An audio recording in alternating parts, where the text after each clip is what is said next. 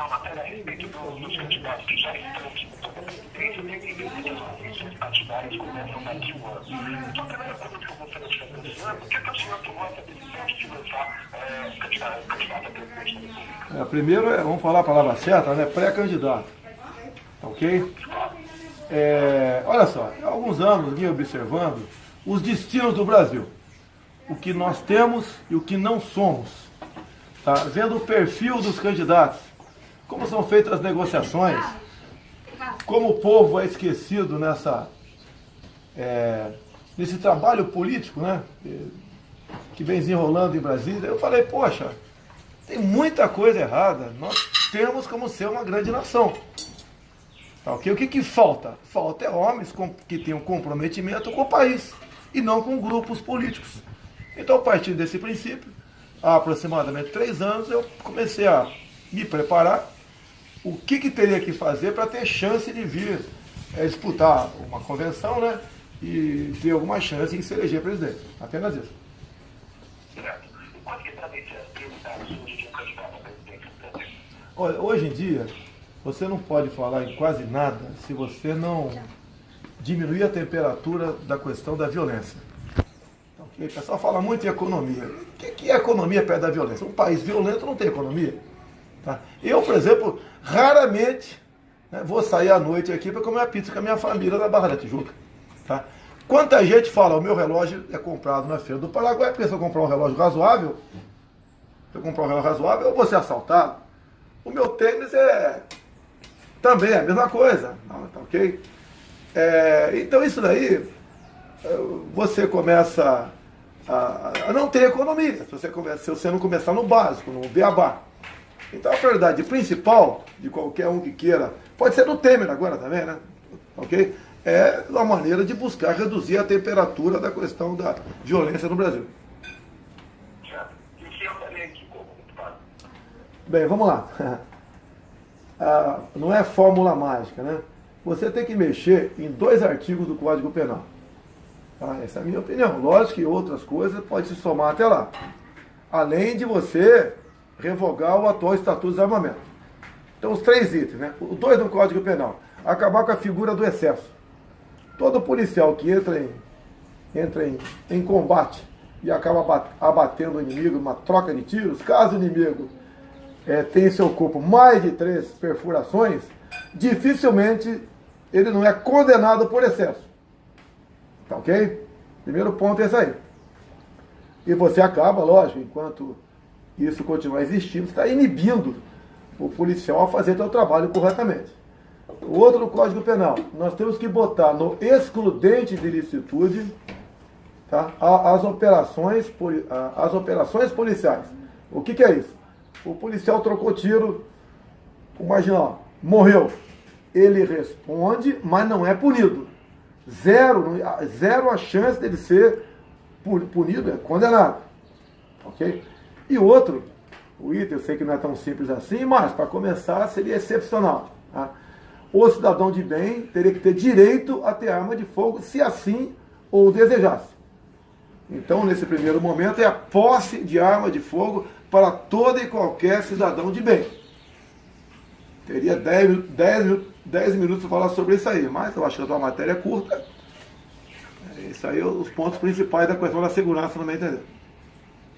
Deputado, a respeito dessa questão do candidato à economia que o senhor disse, me veio algumas lembranças de muitos outros, não só candidatos, mas políticos mesmo, que fazem oposição ao senhor, que dizem que o senhor seria um aventureiro nessa disputa. Como que o senhor se coloca com relação a isso? O que eles têm a falar a meu respeito? Eu não sou igual a maioria deles, corruptos ou patrocinado por grupos de políticos que estão envolvidos em corrupção. O que é aventureiro? É um direito meu, é um direito de qualquer um vir candidato, até teu. Basta você ter 35 anos de idade, é um direito. Agora os caras querem me desqualificar, porque cansaram de me chamar de fascista, homofóbico, racista, xenófobo, cansaram. Agora vão para o lado do aventureiro. Olha, quem foi a Dilma?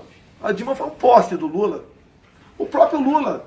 Qual a bagagem cultural que o Lula tinha para disputar, para se apresentar como candidato a presidente da República? Agora, o que esse pessoal tem que entender é o seguinte: tem que respeitar a vontade popular. Eu sou o mais, o que tem menos meios para disputar qualquer eleição sou eu. Nem partido eu tenho ainda.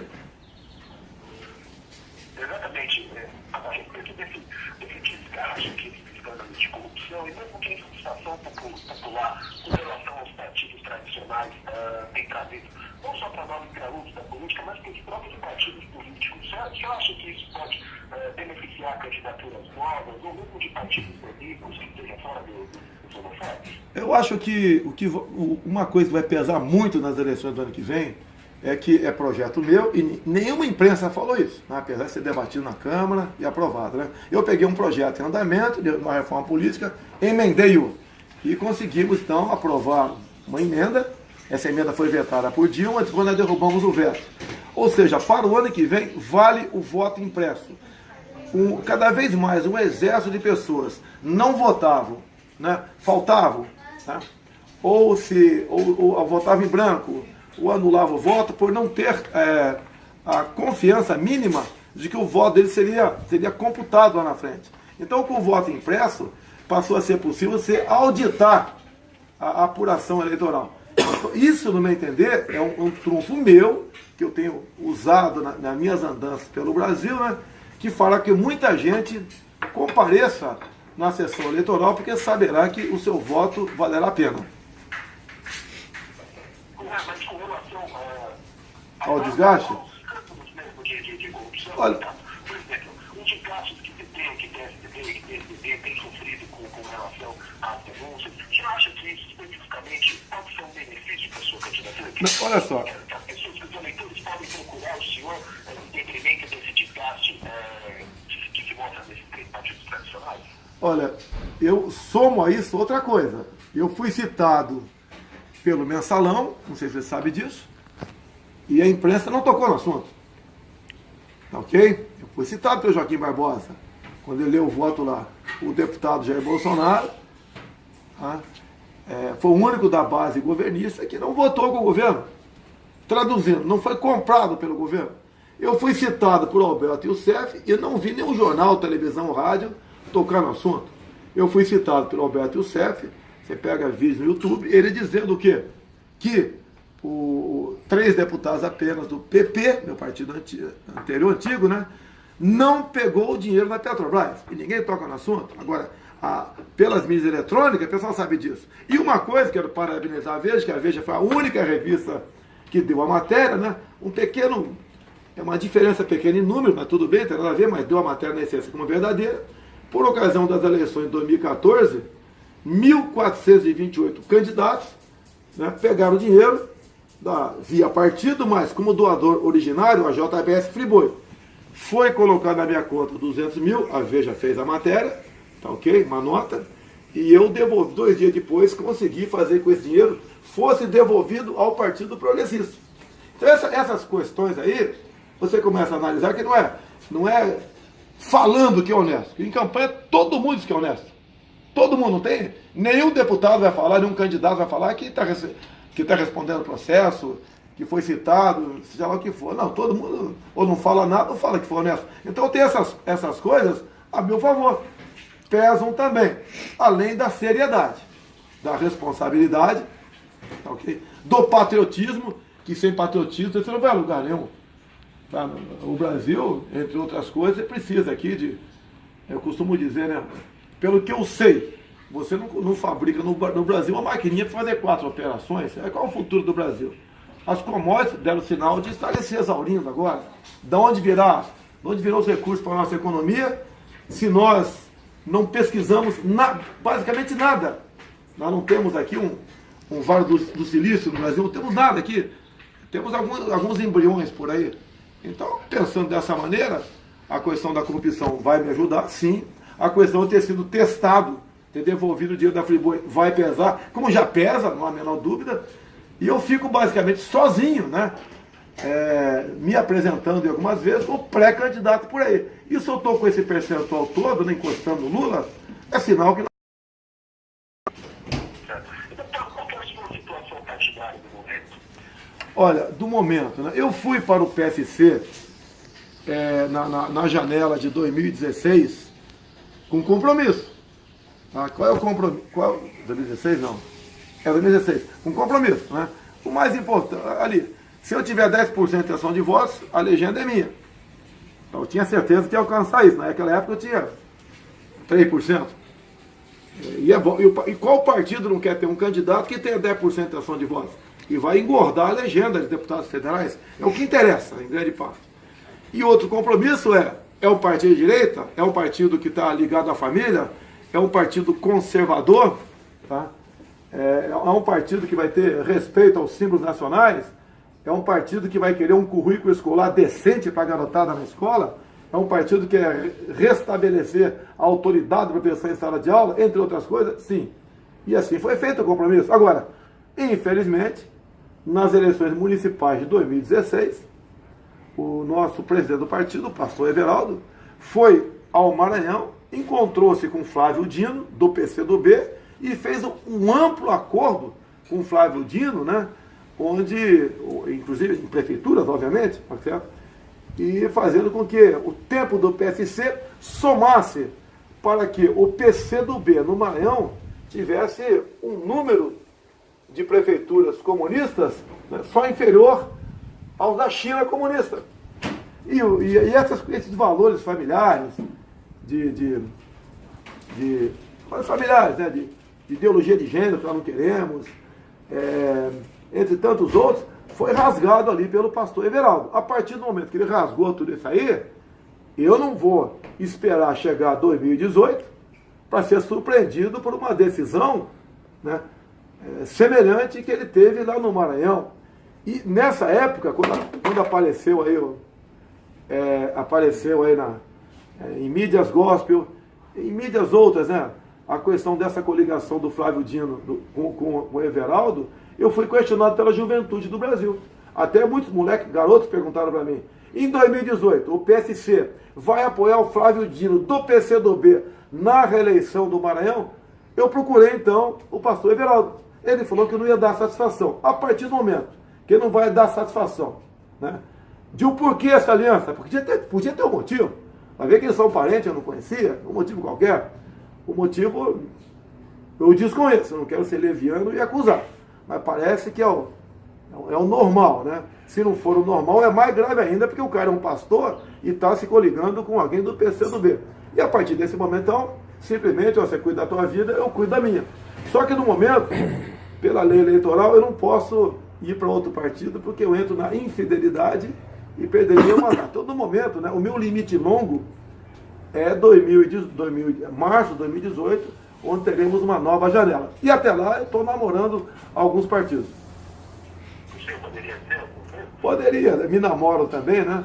Me namoro o Muda Brasil, que é do Valdemar da Costa Neto, o PHS. Eu devo essa semana, na semana que vem, onde pode realmente acontecer um fechamento, é o PSDC do Zé Maria Mael, é o que está mais certo, é o PSDC. Alguns falam, né? Você namorou o Muda Brasil do Valdemar? Eu converso com todo mundo, cara. Se o Valdemar quiser me dar esse partido que está no fundo ainda, 100% para mim, ele não vai dar. Eu vou para o Muda Brasil. 100% meu, sem qualquer participação dele. Eu duvido que ele dê.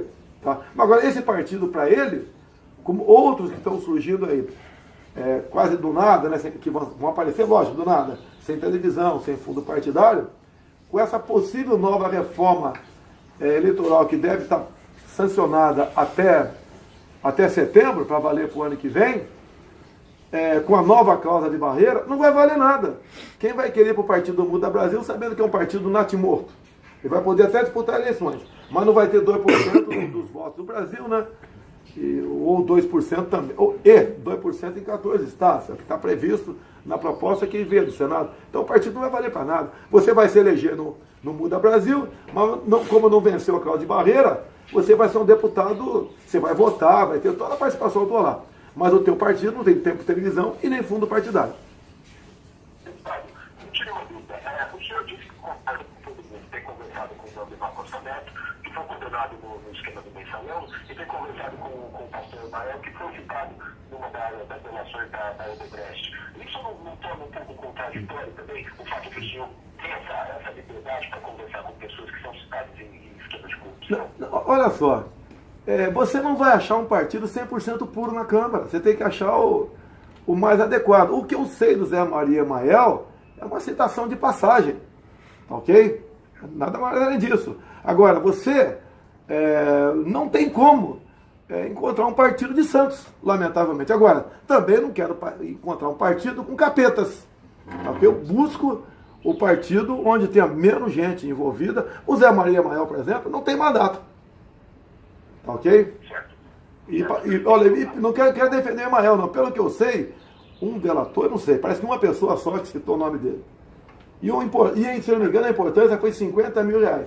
Adianto para você uma coisa muito importante. Teve muito candidato que foi eleito deputado federal, que teve de empreiteiras 300, 400, 200, 500 reais botado na conta dele. Ele nem sabia, nem se deu conta de onde era aquele dinheiro. E hoje em dia fica aí tendo que se explicar por que ele usou 500 reais, por exemplo, da Friboi, o da OS, o da Odebrecht. É que as empreiteiras botam na conta dos partidos e os partidos fazem as divisões.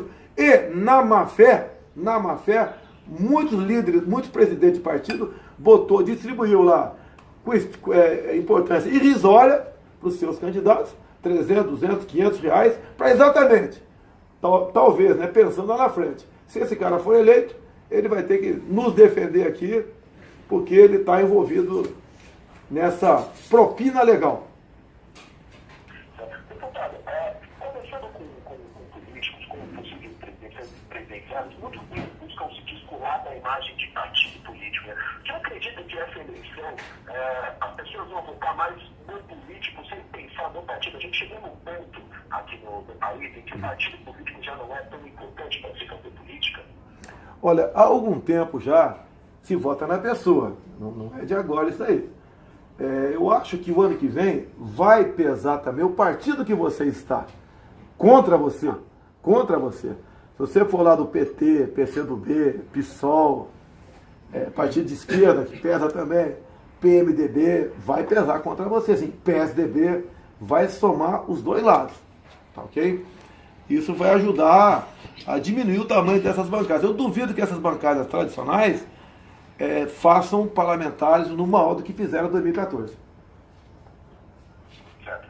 Deputado, esse cenário de polarização política entre esquerda e direita, isso não prejudica a discussão de propostas, de reformas?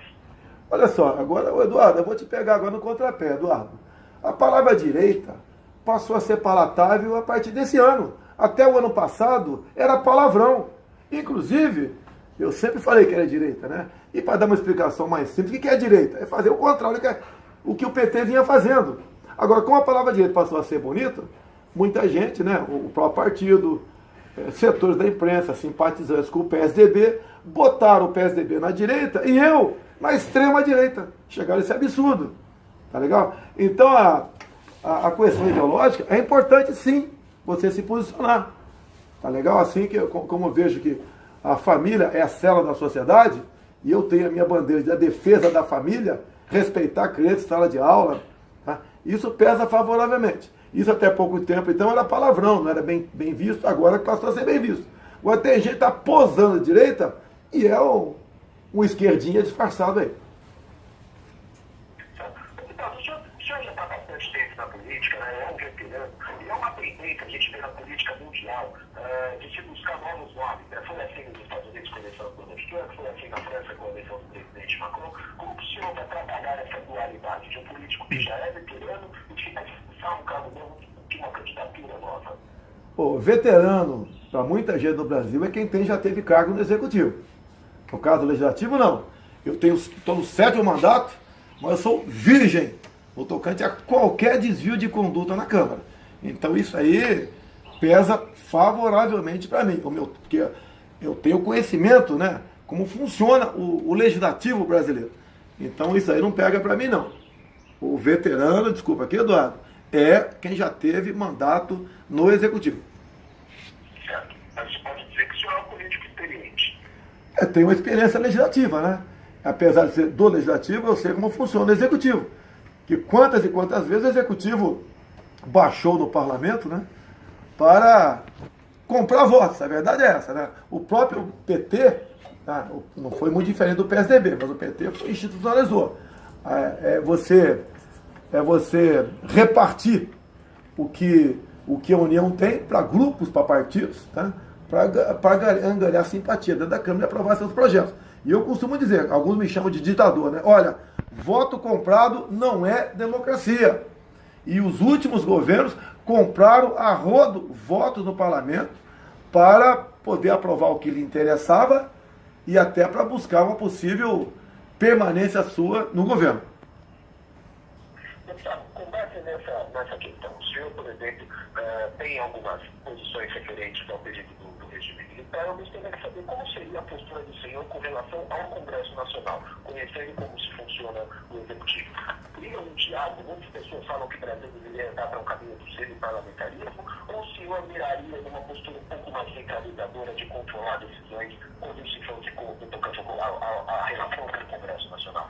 Olha, não vai ser um presidente da República que vai dar um cavalo de pau em tudo e mudar aí a direção do Brasil.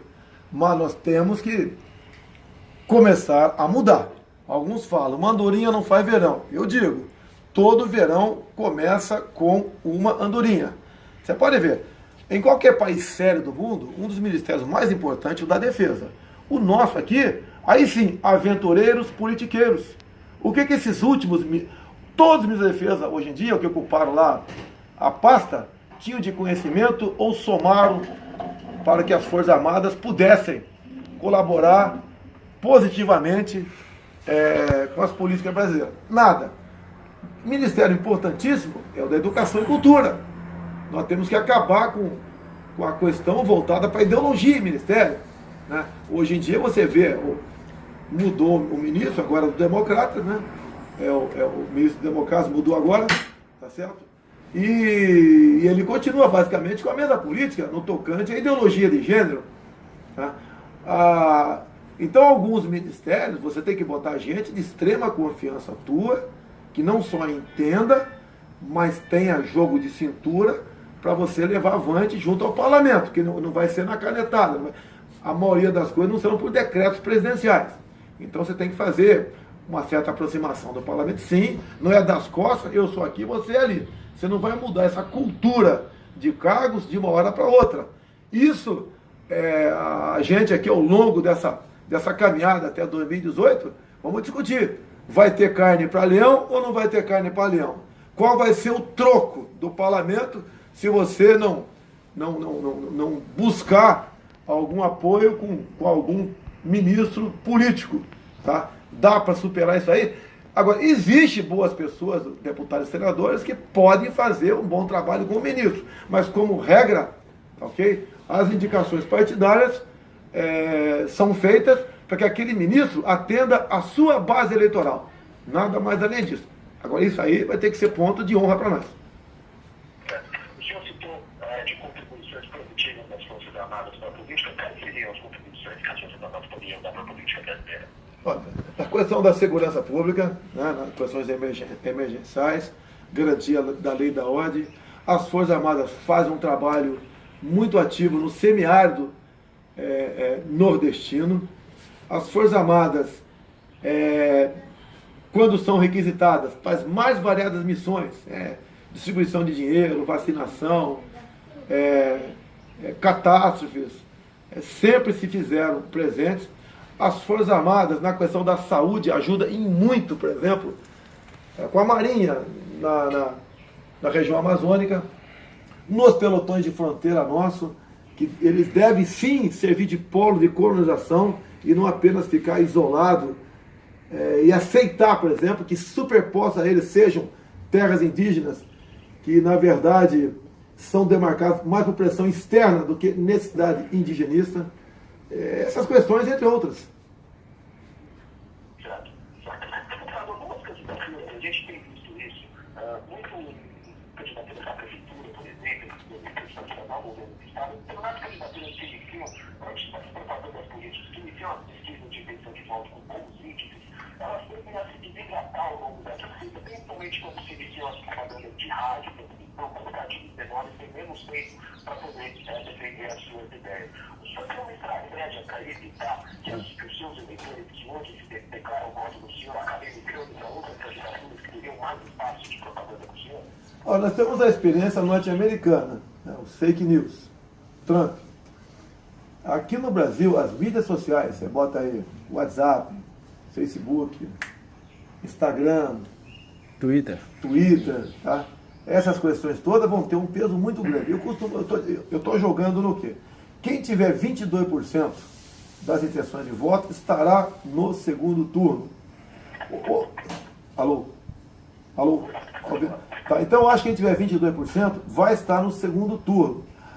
Hoje em dia também, lógico que tem importância aí o horário de trabalho gratuito, rádio, tá? Mas está perdendo sua força ao longo das últimas eleições.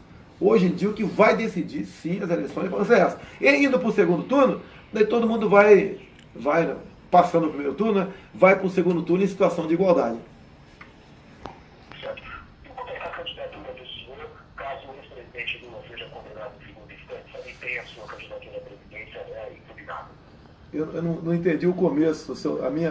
Como seria a minha campanha se o Lula não viesse a ser condenado? É isso? O cenário eleitoral, caso o ex-presidente Lula seja impedido de concorrer, deputado? Não, eu não estou preocupado com isso. Eu tomei uma decisão, né? Eu não sou mais candidato a deputado federal. Essa decisão eu tomei. Eu não posso ficar preocupado ou torcer para que alguém se dê mal, não vá bem, seja atingido por um algo não previsto durante essa caminhada para eu chegar lá. Eu quero me apresentar, eu quero me apresentar como uma alternativa. Tá? Eu, quando falo para você economia, você fala, olha, você pega o jornal o Globo de hoje, está na capa do jornal a participação da China na economia do Brasil, em especial aqui no Rio de Janeiro agora. A China tomou conta de Angola, está tomando conta do Brasil. É isso que nós queremos? Ser tutelado por uma grande potência? Então a questão mineral, que a China está entrando também aqui, em Catalão, Cajati, Vale do Ribeira, Miracatu, em vários pontos do Brasil, nós vamos deixar isso continuar acontecendo até quando? Até quando nós não podemos fazer, sim, né, explorar essas nossas riquezas em parceria e não em concessão com qualquer país do mundo? A China não está investindo aqui para nós ganharmos dinheiro, ou para a nossa felicidade, está investindo aqui para a felicidade deles. E uma coisa, eu gostaria muito, se eu tivesse poder junto à Veja, né? Bota na minha boca, é lógico, né? O Brasil não tem inteligência estratégica. A China acabou de suspender, há poucos meses, a lei do filho único, mesmo tendo 1 bilhão e 400 milhões de habitantes. O Brasil... Alô? Tá ouvindo? Vamos lá. Continuando, junto à lei do filho único, que foi revogado pela China, se fala muito que o governo Dilma e agora Temer, né, quer abrir para o mundo a compra de terras agricultáveis aqui no Brasil. Imagine a China comprando imensos espaços aqui no Brasil para agricultura, vindo com o seu povo para cá, sem CLT. Eles vão matar o nosso agronegócio e mais importante ainda, né, contra nós.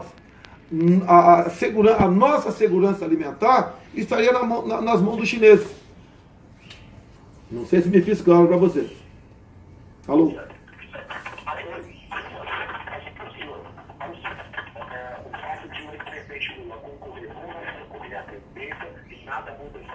Não. Logicamente a estratégia muda pequena coisa ali ou acolá. Tá certo? Eu vejo alguns candidatos aí, a campanha dele é bater no Lula. Agora bateu no Lula depois que ele caiu em desgraça, né? Depois que o PT caiu em desgraça. Enquanto ele não tinha caído em desgraça, e eu duvido que ele não soubesse o que estava sendo feito em Brasília, porque eu que não tenho grande equipe comigo estava sabendo o que estava acontecendo, e agora posa apenas de bater no Lula porque ele caiu em desgraça. Eu bato no Lula, nessa esquerda, né, que nem era PT, desde 1970, nas matas do Vale do Ribeira, quando com 15 anos de idade, eu participei com o Exército Brasileiro na caça do Lamarca. Em 95, você vê uma imagem minha, um sacão preto no plenário levantando, né? Ganhando meu espaço na mídia, ok?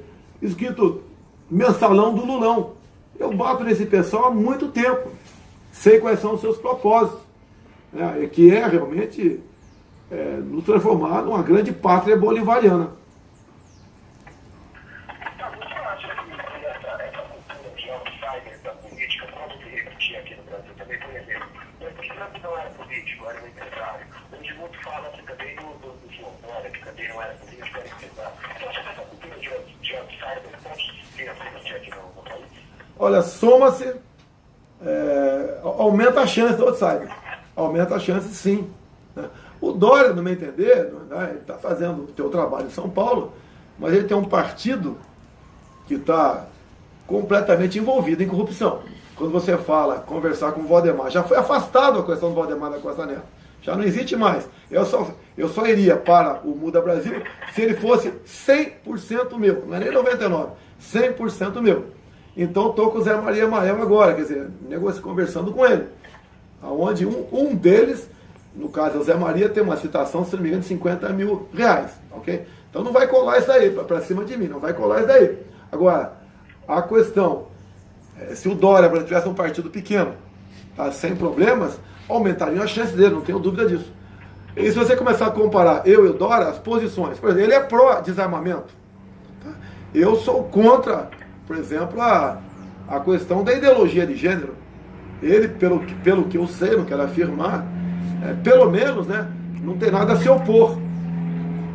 Tá? Então tem essa certa diferença entre nós.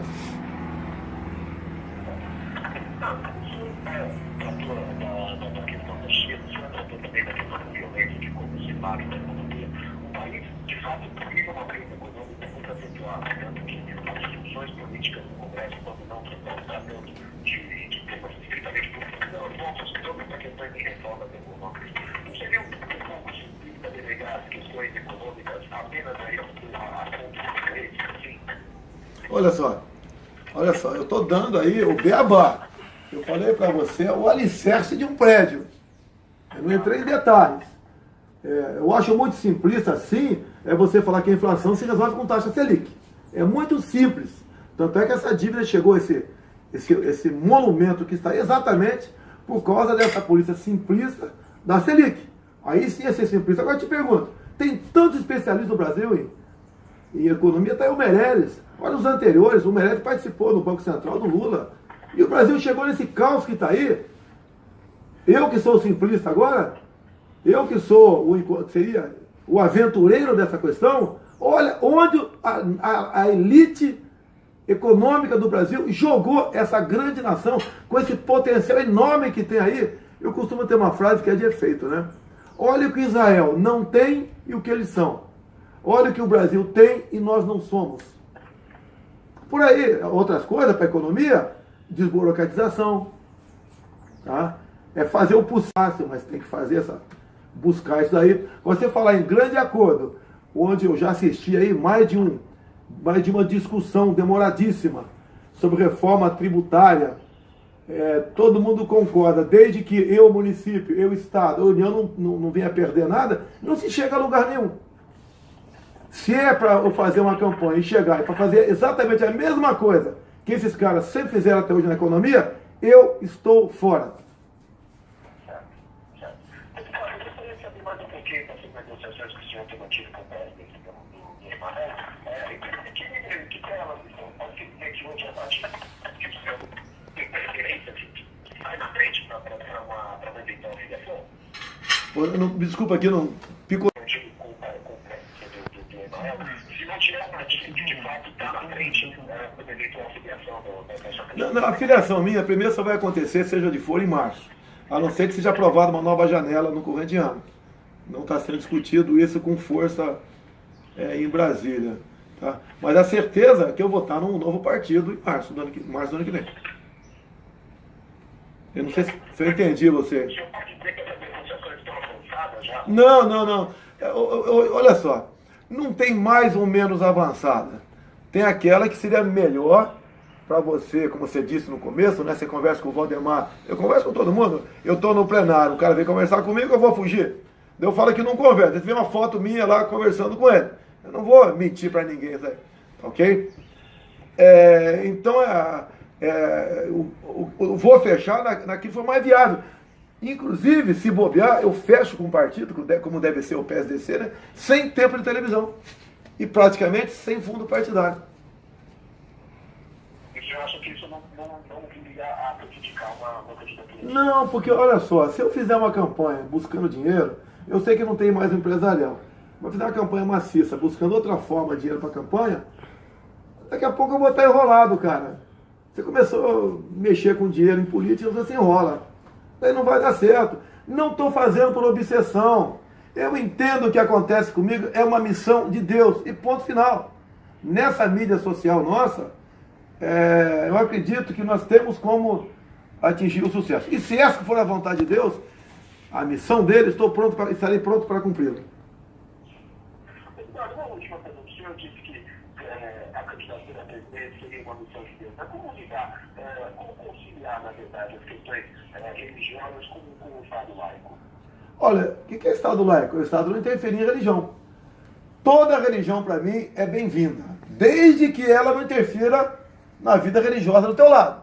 Se chegar gente aqui, por exemplo, falando que o cristianismo tem que ser combatido, esse tipo de religião não vai ter meu apoio. Agora, 90% do povo brasileiro aqui é judaico-cristão. E os demais, ali, as minorias, raízes africanas, sem problema nenhum, estamos juntos. Eles não interferem. Eu nunca vi alguém do candomblé interferir no católico, no evangélico, seja quem for, nunca vi. Então, o Estado laico é isso. É isso, é não interferir. E exatamente, interferir sim.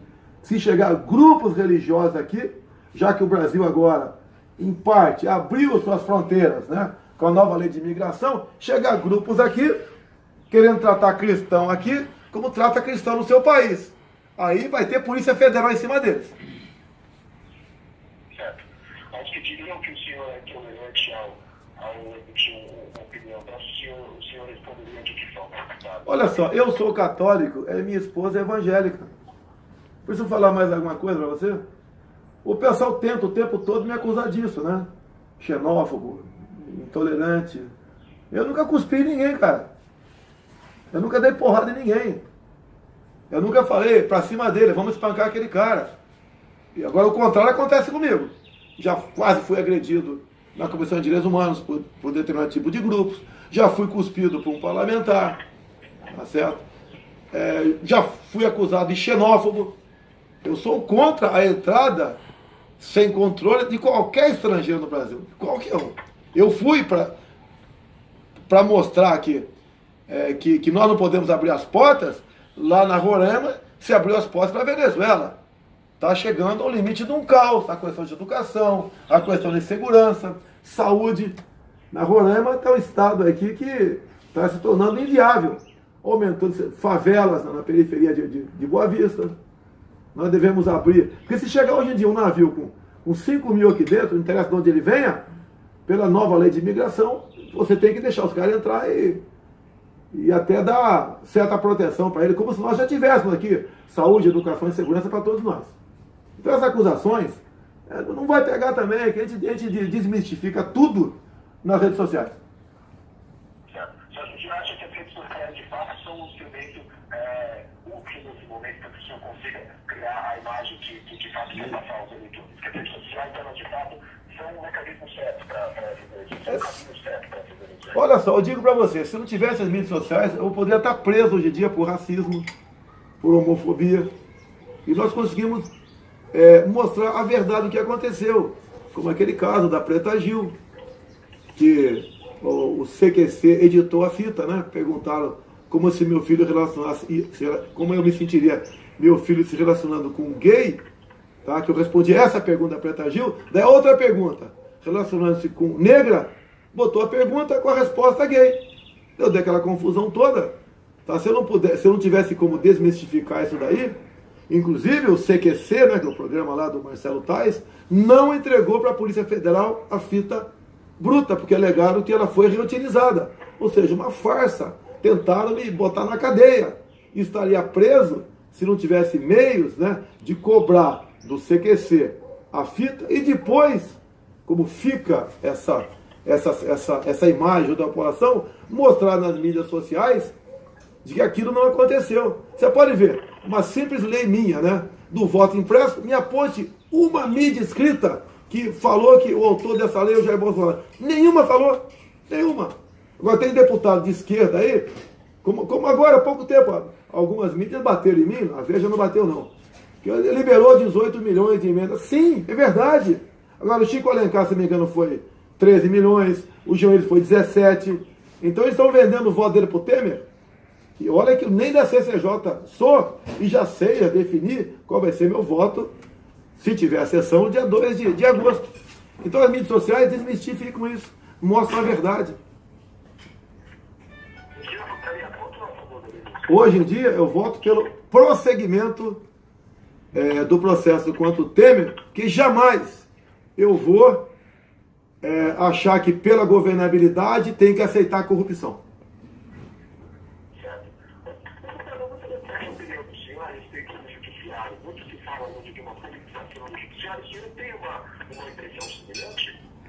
Em parte, sim. Eu sou réu no Supremo por uma questão política. Aquele caso da senhora Maria do Rosário. Você sabe da história, quer que conte para você de novo? Você sabe, né? Pô, lamentavelmente, o ministro relator Fux, tá, acolheu aquilo e escreveu o seu voto. Que depois daquele episódio, né, onde eu sou responsável, aumentou-se o número de estupros no Brasil. No momento onde eu estava defendendo a estuprada e a Maria do Rosário estava defendendo o menor estuprador. E quem é que me denunciou no Supremo? A senhora Ela Vieco, que era a vice-procuradora do Rodrigo Janot. O Janot estava fora do Brasil, né? Eu rememorei o fato em dezembro de 2014, no final de 2014, e ela pegou tudo que saiu na mídia, botou embaixo do braço, sequer, né, o que é praxe, não é lei, mas é praxe lá na Procuradoria-Geral da República, pedir para você chama-se procedimento preliminar, para tu responder, tentar explicar o que aconteceu. E daí o MP não concordando, mandaria o processo para o Supremo. Tá? E o que aconteceu? Ela não fez isso. E logo depois a senhora Ela Vieco foi flagrada em Portugal, balançando uma faixa fora Temer, seguindo na cartilha do PT, que em 2015 ou 2014, me perdi aqui, não tenho a minha dúvida, 2015 ou 2014, na Bahia, um documento chamado Caderno de Tese do PT, onde está escrito lá, foi 2015, um caderno de tese do PT, onde está escrito lá num dos artigos ali, que eles deveriam, junto a movimentos sociais, fazer tudo possível para caçar os mandatos dos deputados Jair Bolsonaro e Eduardo Cunha. E a Ela Vieco estava fazendo isso. E antes, olha só, por que o ministro Fux aceitou rapidamente, um tempo recorde, me transformar em réu? Porque houve um estupro coletivo no Rio de Janeiro, aqui na rua, na região aqui da Praça Seca. Tá? E então, de novo, foi Maria do Rosário, foi as mulheres todas que são ativistas da questão LGBT, as feministas, outros grupos procuraram o ministro Fux e resolveram então, acordaram com ele, que ele me transformando réu naquele momento, que desse estupro coletivo, serviria de exemplo para todos que o quão mal é o Jair Bolsonaro, que o Jair Bolsonaro é uma pessoa que estimula o estupro no Brasil. Olha a incoerência. O Jair Bolsonaro estimula o estupro no Brasil. E o ministro Fux, né, pode receber quem quiser seu gabinete, mas ele poderia ligar para mim, mandar alguém ligar para mim, olha, já que teve um lado fazendo pressão contra você, eu quero aceitar o outro lado fazendo pressão a favor. Não fez isso. Simplesmente amarrou sua cara, fez um voto lá completamente político e me transformou em réu por 4-1.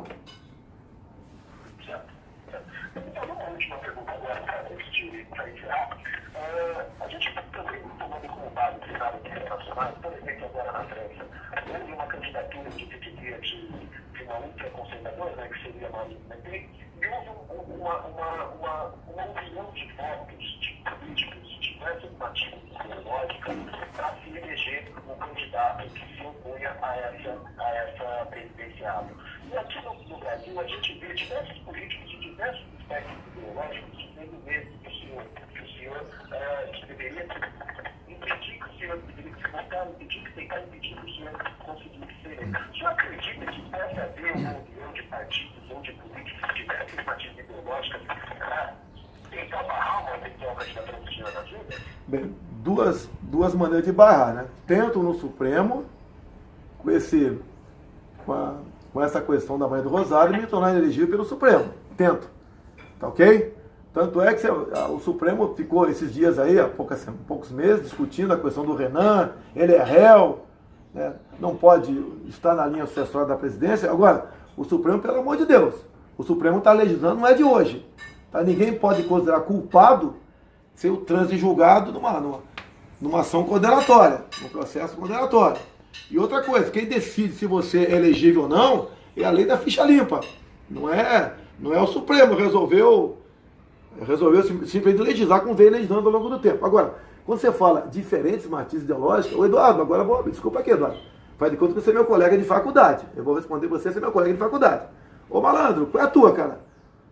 Todos eles são iguais, pô. Todo mundo é de esquerda. Tá? Você pode ter matizes, que roubar mais ou roubar menos. Agora, no tocante à ideologia, eles são todos iguais. Vê a questão do desarmamento, todos os demais candidatos. Vê a questão de família, os outros candidatos. Tá? Vê a questão de comércio com o mundo todo, basicamente todos estão voltados para um viés ideológico, fazer negócio com o mundo por um viés ideológico. Vê a questão da política indigenista no Brasil, todos são iguais, eu sou diferente dele. A questão ambiental, todos são iguais, sou diferente. Então, não me desculpa como eu pedi uma parte para você ser meu colega de faculdade, né, ter uma liberdade de falar palavrão até um para o outro, dar um cascudo até no outro, me desculpa aqui, mas não existe diversas matizes ideológicas, são todas iguais. E tenho tranquilidade. Olha, você pode ver, tem muito deputado do PSDB, né, do PMDB, que fala que vai estar comigo em 2018. Então o partido pode ter uma posição. Agora, os deputados não vão seguir essa posição.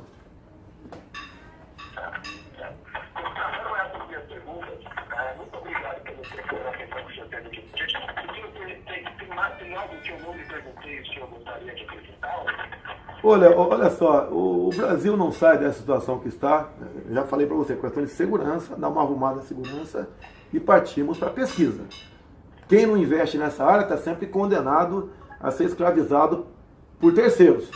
Tá? E outra coisa, tem que ter um presidente que seja limpo, tá? Que não esteja devendo nada para ninguém. Porque se você está devendo, Eduardo, eu já chego para você com propostas simplesmente perniciosas, né?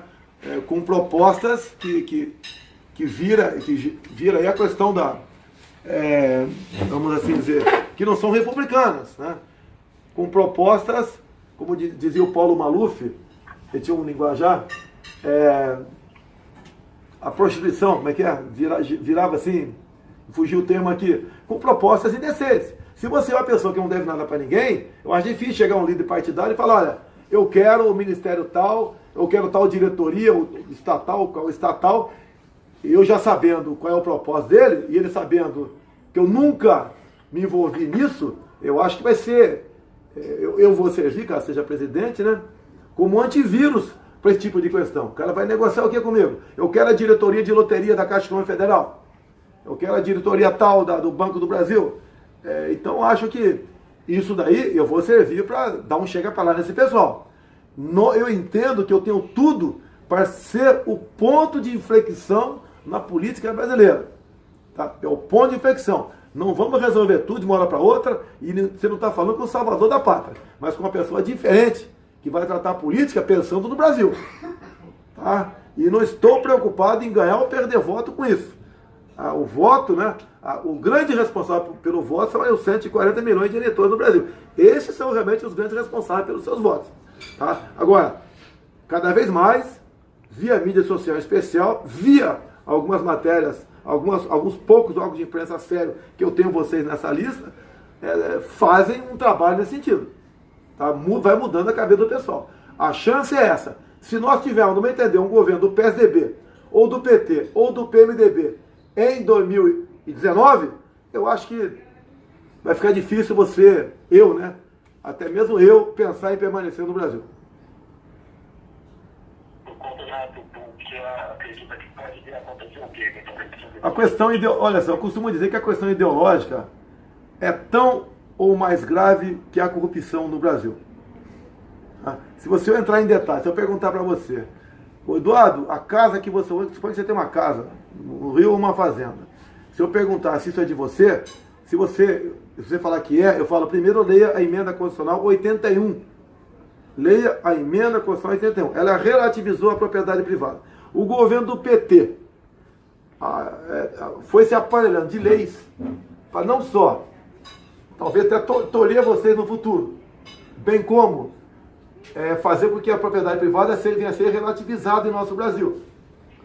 Bem como na questão dos valores familiares, na questão da cultura brasileira. Tudo isso é tão modificado, tão relativizado, que vai ficar praticamente impossível você viver no Brasil. Oi? Não, eu não tenho cidadania ainda, mas a minha origem é italiana, né? Não pensei com mais seriedade no tocante a isso ainda.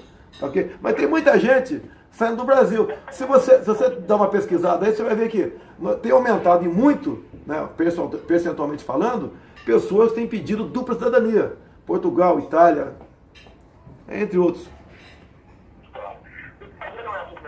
Muito obrigado pela atenção. Valeu. Valeu, Eduardo. Obrigado. Até mais. Até mais.